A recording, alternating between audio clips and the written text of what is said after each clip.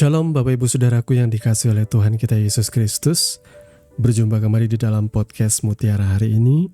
Sahabat bertumbuh dalam saat teduh yang seperti biasa mengangkat persoalan dan keresahan di dalam hidup. Kita angkat untuk menjadi renungan yang kiranya membangkitkan kekuatan iman. Seperti biasa, bagaimana kabar Bapak Ibu Saudara di kesempatan kali ini? Besar harapan kami saudara senantiasa ada dalam keadaan sehat, dilimpahkan berkat, rahmat, dan segala kebaikan oleh Tuhan kita Yesus Kristus dimanapun saudara berada. Dan di dalam podcast Mutiara hari ini di kesempatan kali ini bersama saya Billy Elia akan mengangkat satu topik yang menarik yang kiranya boleh memperlengkapi kita sekalian orang percaya. Topik kali ini berbicara mengenai orang yang bisa dipercaya. Nah, firman Tuhan terambil dari Amsal, pasal yang ke-28, ayatnya yang ke-20. Saya mau mengajak kita semua untuk membaca nas firman Tuhan ini bersama-sama. Amsal 28 ayat yang ke-20 berkata, "Orang yang dapat dipercaya mendapat banyak berkat, tetapi orang yang ingin cepat menjadi kaya tidak akan luput dari hukuman." Amin. Sebelum kita sama-sama merenungkan kebenaran firman Tuhan, mari kita terlebih dahulu merendahkan hati untuk berdoa. Bapa, di dalam nama Tuhan Yesus, terima kasih karena Engkau memberikan kesempatan kami bersaat teduh bersama-sama Tuhan. Saat dimana kami duduk diam mendengarkan isi hati Tuhan dengan rasa haus dan lapar akan kebenaran.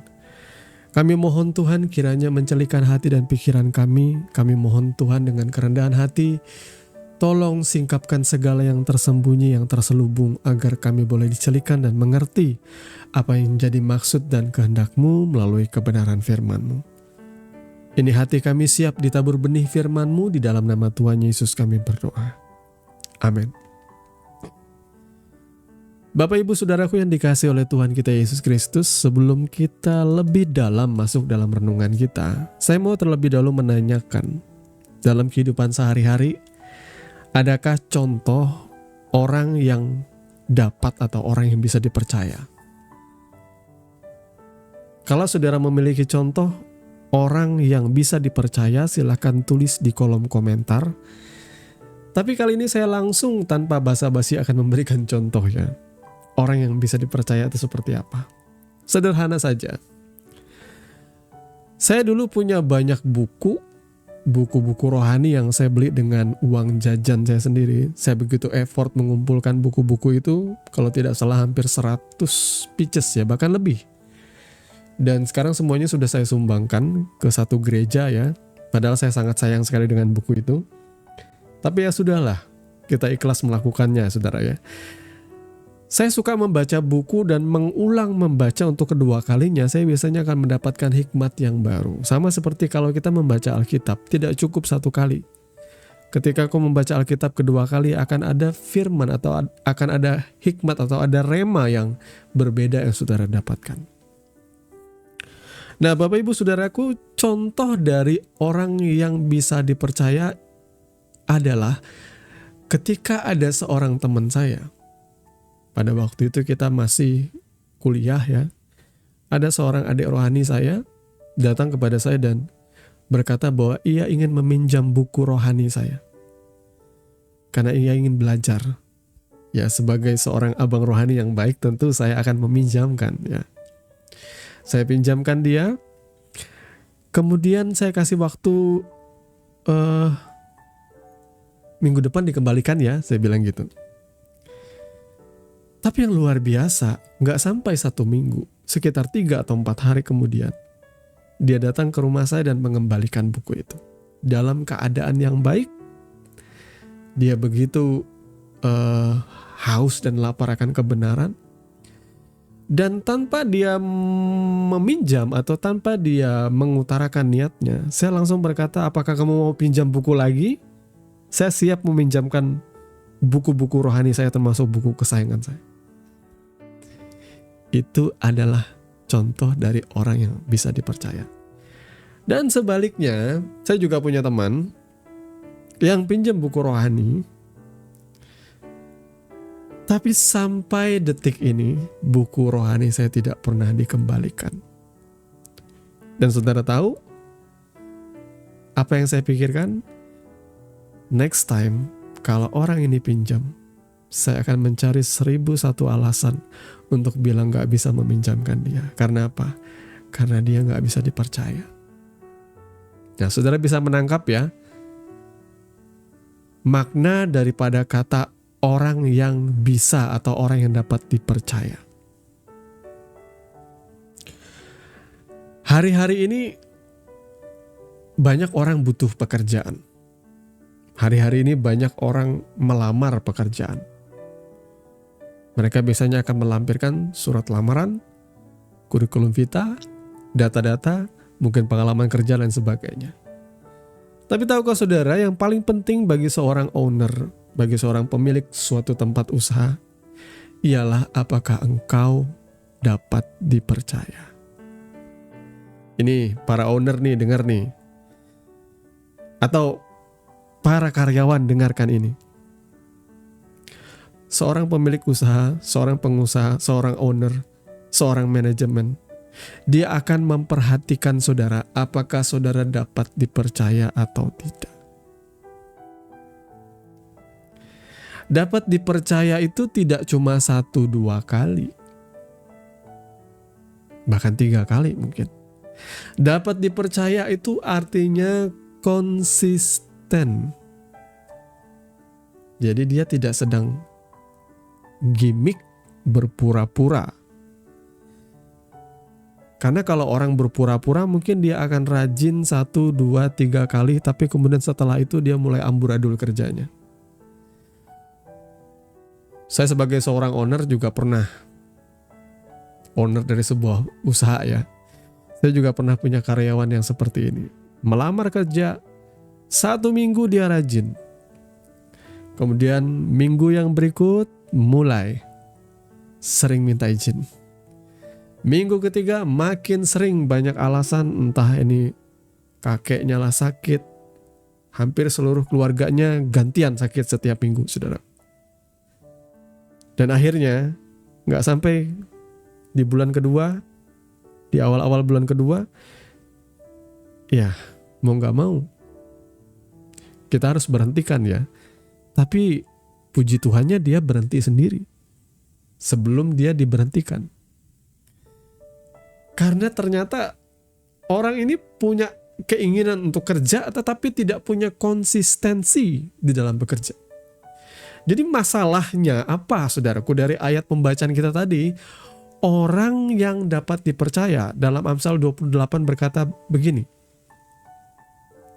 Ya, Amsal 28 tadi berkata apa? Saudaraku, kita baca ulang ya. Amsal 28 ayat 20. Orang yang dapat dipercaya mendapat banyak berkat. Nah, kita jangan mengartikan banyak berkat ini sesuatu yang sifatnya instan diperoleh.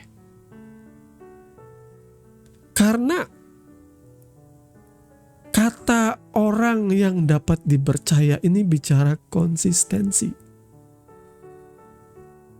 Dia menggunakan bahasa Ibrani emunah, yang berarti stabil, stabilitas, keteguhan, dan integritas. Yang merujuk kepada kata setia, di mana orang ini melakukan pekerjaannya dengan jujur, secara konsisten dalam jangka panjang. Ini baru kita bisa bilang orang yang dapat dipercaya. Ia setia, ia konsisten. Sehingga genaplah apa yang dikatakan firman Tuhan, bahwa orang yang dapat dipercaya ini akan mendapat banyak berkat. Karena apa? Karena ia sedang membangun kebiasaan, dan lama-lama kebiasaan ini menjadi karakternya dia, bahwa ia adalah orang tekun, orang yang setia, orang yang konsisten. Saudara pernah lihat gak sih ada orang rajin, ada orang konsisten, ada orang setia yang hidupnya gak diberkati Tuhan? Beda sekali dengan orang yang gak konsisten, berubah-ubah, malas. Sebentar bekerja, berhenti. Di sosial media play victim, terlalu banyak pengen menuntut haknya, tapi kerjanya gak bener, gak setia. Kerjanya uring-uringan, kerjanya gak serius, kerjanya gak fokus. Tapi curhat di sosial media. Kebanyakan disindirnya tuh generasi strawberry ya. Orang-orang yang terlihat indah tapi benyek ketika diinjak. Lemah. Saudaraku yang dikasih oleh Tuhan kita Yesus Kristus, mari kita menjadi orang yang dapat dipercaya. Kita kagum dengan karakter dalam perjanjian lama. Ada seorang pemuda bernama Yusuf. Dia adalah satu dari anak Yakub, anak Israel. Yusuf ini anak yang lahir dari istri yang disayangi oleh Yakub. Ya, dari Rahel. Saking sayangnya ia diperlakukan layaknya anak emas. Ia dijadikan spesial dan mendapatkan barang-barang yang spesial dari bapaknya. Ya wajar aja sih saudara ya. Tapi kewajaran ini menimbulkan rasa iri hati dari saudara-saudaranya yang lain yang tidak diperlakukan seperti itu. Akhirnya mereka berikhtiar berencana untuk melakukan hal yang jahat kepada adik mereka yang bungsu ini. Sampai akhirnya mereka jual dia ke kafilah saudara ya. Tapi ini suatu rencana Tuhan kalau kita lihat ya. Tuhan bisa memakai rancangan buruk orang lain, bahkan orang-orang yang kita percaya, orang-orang yang kita kasih yang mengkhianati kita, Tuhan bisa pakai itu menjadi rencana kemuliaannya. Saudara perhatikan bahwa Yusuf ini dikhianati oleh saudara-saudaranya, dijual dan dikatakan mati, diterkam oleh binatang buas. Tapi ternyata dia dijual ke kafilah menjual ke menjadi budak tawanan di Mesir, kemudian dibeli oleh Potifar, ya seorang pemimpin kepala prajurit saudaraku ya. Jadi ini orang gak sembarangan saudaraku ya. Pemimpin atau kepala prajurit ini posisi yang sangat penting. Dan kata orang dia digoda oleh istri Potifar.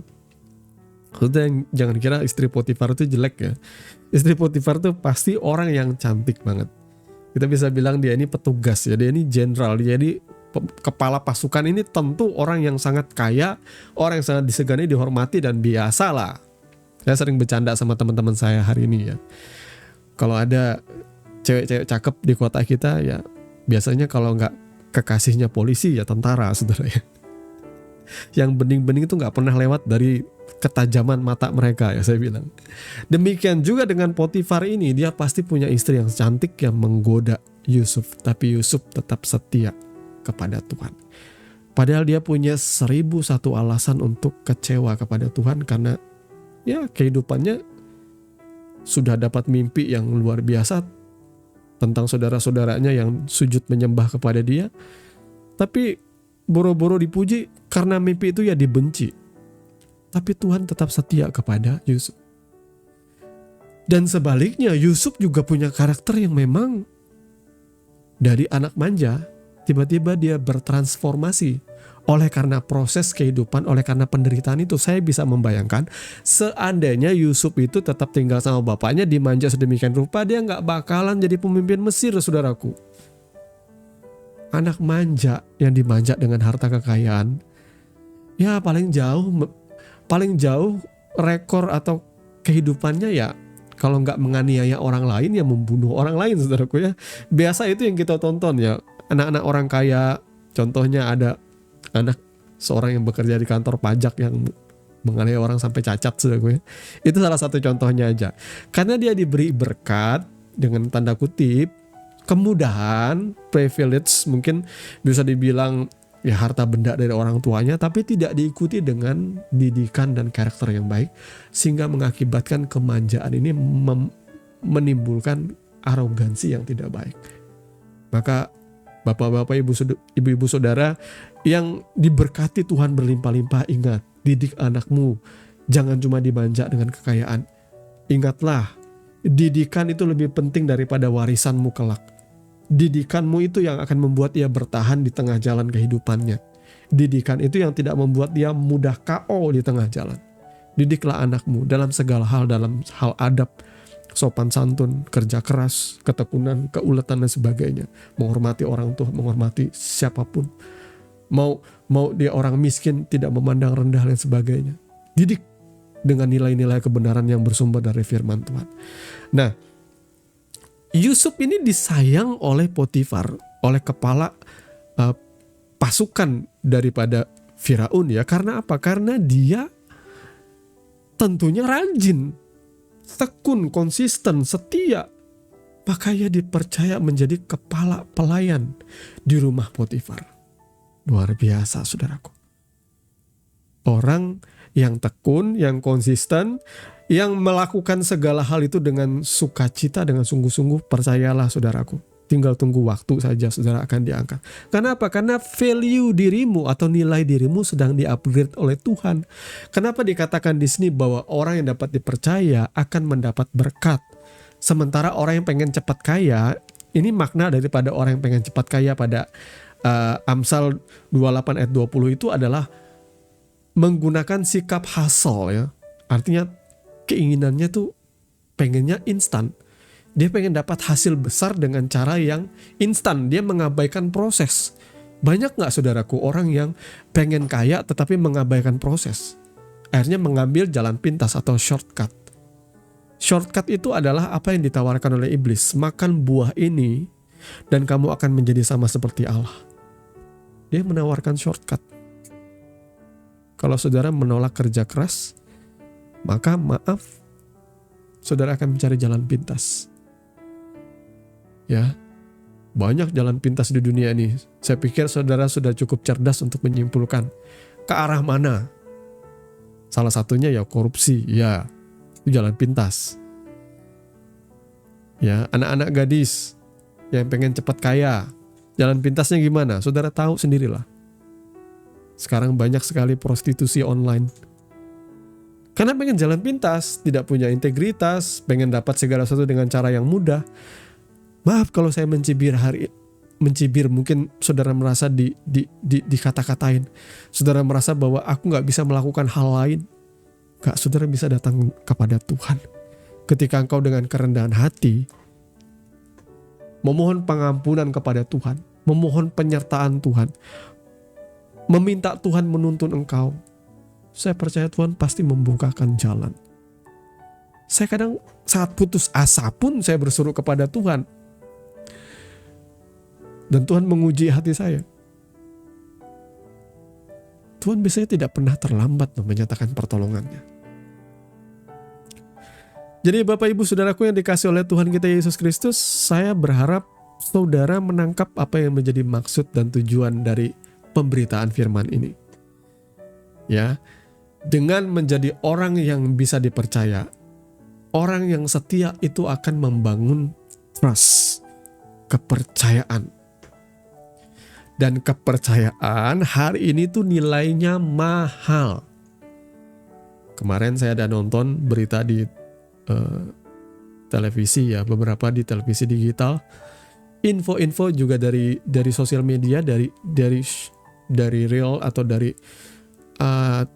TikTok atau apapun itulah, tentang tempat penitipan anak yang memperlakukan anak itu tidak dengan manusiawi. Anaknya tuh diikat. Bayangkan, saya sebagai orang tua yang punya anak kecil, yang pernah punya anak kecil dan sekarang juga sedang memiliki anak kecil, anak kedua kami. Jelas itu hal yang sangat memilukan dan menyakitkan. Trust, kepercayaan yang seperti ini tuh sulit sekali bisa kita dapatkan hari-hari ini. Saudara bekerja sama dengan seorang teman, kita patungan membangun usaha.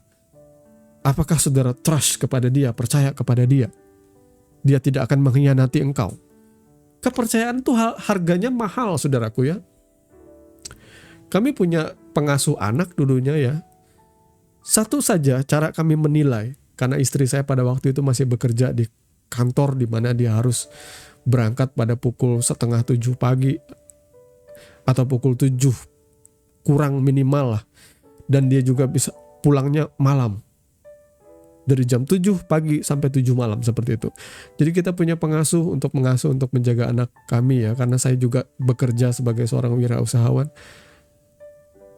Satu yang kami lihat dari pengasuh itu yang bisa dipercaya ialah dia selalu datang on time dan dia juga pulang on time. Itu aja. Itu aja yang paling kita lihat. Plus kalau dia ulet, rajin, dia telaten, nah itu nilai plus. Dia bisa dipercaya dan mencari orang seperti ini itu sulit, saudaraku ya. Makanya ketika anak kami sudah besar, lalu ada teman istri saya yang mencari pengasuh, kita lalu rekomendasikan orang ini. Kita bilang bahwa orang ini bisa dipercaya. Dan puji Tuhan sampai hari ini, pengasuh itu masih tetap bekerja dengan teman istri saya. Karena apa? Karena ia bisa dipercaya. Saudara, ketika saudara bisa dipercaya, berkat itu tidak akan jauh dari kehidupan saudara. Bagaimana kita meresponi kepercayaan Tuhan? Ketika engkau ditakar berkat oleh Tuhan, jangan foya-foya. Jangan pengen banyak gaya kayak sultan, saudaraku ya. Ya, kembali lagi kepada renungan beberapa waktu kemarin. Sesuaikan gayamu dengan isi dompetmu. Itu kata-kata sarkas orang banyak di sosial media dan itu benar adanya. Ya. Jangan jadi orang yang mau kelihatan perlente, mau kelihatan wah di mata orang lain, tapi kenyataannya banyak beberapa orang yang ternyata utang pinjol sana sini demi terlihat mampu. Ada orang yang gak pengen kalah bersaing, lalu pengen kelihatan keren. Dia selalu menunjukkan dirinya nongkrong di coffee shop. Saudaraku, tidak masalah nongkrong di coffee shop.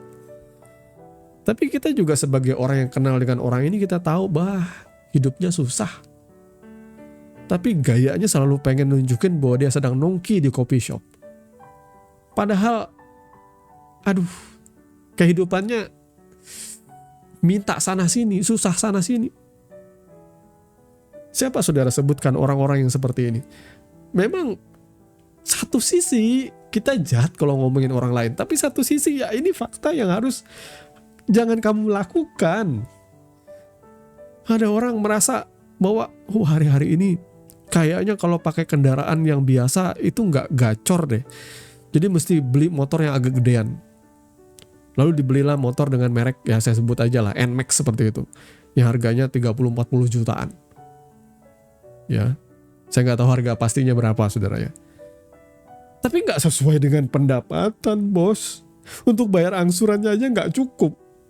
Tapi pengen beli motor ini, itu termasuk orang yang tidak bisa dipercaya berkat Tuhan. Saudara jangan mengeluh berkata, Tuhan, kenapa aku banyak utang Tuhan? Karena gaya hidupmu yang keterlaluan. Sebenarnya Tuhan tuh menakar berkat itu cukup dalam hidup kita.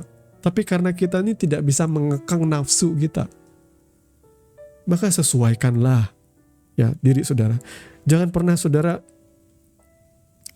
membohongi fakta dirimu itu siapa. Ya, saya orang yang dikasihi Tuhan, itu sudah cukup. Saya naik sepeda motor, mau baru, mau butut, mau yang biasa, mau harga yang 15-17. Saya gak malu ketemu dengan teman yang harga motornya mungkin 30, 40, 50 atau naik mobil. Gak apa-apa. Bensin lagi mahal juga kok sekarang. Maksudnya saudaraku, kalau saudara merasa bahwa saudara dikasih oleh Tuhan Yesus, saudara dicintai apa adanya, saudara jangan minder dengan keberadaan diri saudara. Jujur apa adanya aja. Kalau saudara punya HP masih butut, gak usah malu dengan temanmu yang punya HP iPhone 17 Pro Max dan sebagainya. Gak usah malu. Yang penting saudara gak minjem dari dia atau minta dari dia. Tuhan memberkati kehidupan saudara. Cukupkanlah dirimu dengan apa yang ada padamu. Berarti saudara bisa dipercaya. Meresponi kepercayaan Tuhan ialah ketika Tuhan memberkati engkau, kelola berkat itu dengan baik, simpanlah itu. Supaya suatu saat kelak misalnya ada masa kekeringan terjadi dalam hidupmu, engkau bisa mengeluarkan simpananmu itu, tabunganmu itu untuk menutupi kekurangan di masa-masa sulitmu. Tuhan kiranya memberkati kebenaran firman-Nya dan mari kita sama-sama merendahkan hati untuk berdoa. Bapa, terima kasih untuk kebenaran firman Tuhan yang sudah berbicara bagi setiap kami. Tuhan tolong mampukan kami supaya kami boleh menghidupi kebenaran firman dengan sungguh Tuhan dalam hidup kami. Mampukan kami untuk menjadi orang yang bisa dipercaya. Terima kasih untuk setiap teguran, didikan, dan koreksi yang Tuhan sampaikan. Biarlah kami buru-buru mengejampingkan ketersinggungan kami dan mau dengan kerendahan hati menuruti apa kata firman-Mu Tuhan. Supaya kami boleh menjadi orang-orang yang bisa dipercaya. Kalau ada karakter yang buruk, Tuhan, kami relakan diri kami diproses, dididik oleh Tuhan. Supaya kami boleh menjadi orang-orang yang tekun, yang konsisten dengan apa yang dipercayakan kepada kami. Terima kasih Bapa, kami mengucap syukur kepadamu. Terima kasih untuk kebenaran firman Tuhan. Di dalam dan demi nama Tuhan Yesus kami berdoa. Amin. Saudaraku yang dikasihi Tuhan, saudara sudah mendengarkan kebenaran firman yang kiranya boleh menjadi dasar dan kekuatan di dalam setiap kehidupan saudara. Sampai bertemu lagi di podcast Renungan Firman Mutiara hari ini yang berikutnya. Kasih karunia menyertai saudara sekalian.